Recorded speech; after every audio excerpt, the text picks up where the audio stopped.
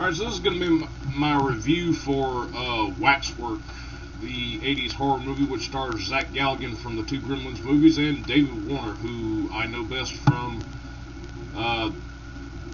mostly voice acting, but, you know, there was that part in Teenage Mutant Ninja Turtles 2 where he was the scientist, so kind of cool having him in this movie.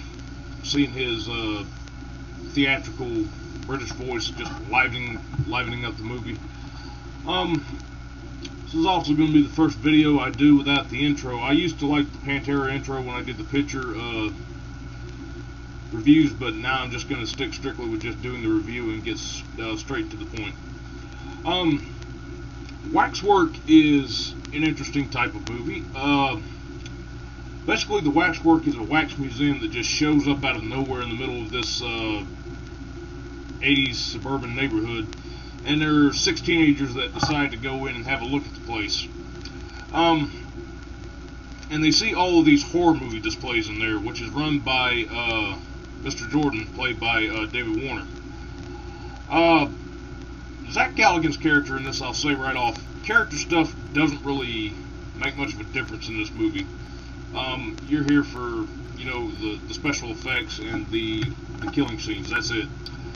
Basically, the way this museum is set up is that there are, I believe, 18 exhibits, and there's show poses of different types of monsters killing a victim in a completely horrible way. And you know, a lot of people will go missing in the neighborhood.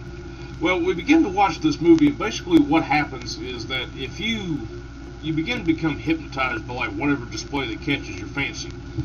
And each display is out to earn itself a victim so it can come back to life. Case in point, if somebody steps over into a display, say like the first two where a dude falls into a display about a werewolf and a girl falls into a display about Dracula, they have short stories which play out. And this movie really, I'd say it's a toned down version of Tales of the Dark Side, because it does have, you know, short stories taking place within it while overall having a larger story going on.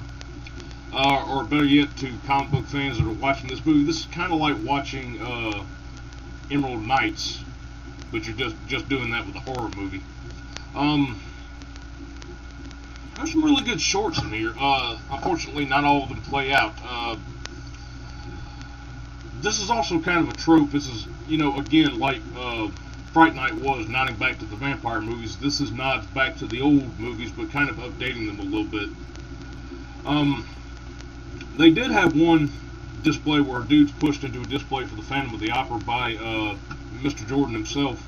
After the dude says that, you know, the movie was great, I'd really like a closer look at that, and Jordan pushes him in there, and apparently he hasn't gotten out in a long time, and he says, a movie about the Phantom of the Opera. They'll make a movie about anything now, and it was kind of a bit of an in joke for a lot of the movies in the 80s, to where they would make movies really about anything. And even now that's still kind of pertinent, but in any case, yeah, the story's really good. I particularly like the werewolf story, and the vampire, which kind of drags on a little bit, but it's still pretty good, and we got a few others going on. Basically, this movie pays tribute to Dracula, Wolfman, the Mummy, Night of the Living Dead, and you even go historically with some villains, because the Marquis de Sade shows up in here, and Zach Galligan actually has like this saber fight with him at the end of the movie, which is kind of cool. Apparently, however, this, I've never actually seen Night at the Museum now, but I think that, from what I understand, it got kind of an epic battle going on in it, and this basically is not really a horror movie to me. It's more of an anthology, and it's just kind of, there are a couple of scenes that make you jump in here, but it starts out like a horror movie, and then it goes to an adventure movie, and then it turns into like a giant epic battle. I just won't say how it turns into a giant epic battle at the end of the movie, but it is all kinds of awesome. Which This movie is pretty consistent with itself, which is not going to be like its sequel when I review it. But, you know, Waxwork is a really great underrated movie. I do highly recommend you can find this if you can. Don't think it's available on YouTube, but if you go check out a movie store or you just order it offline, you can get it. I think you will get. I think your money will be well spent for what you're going to get out of this.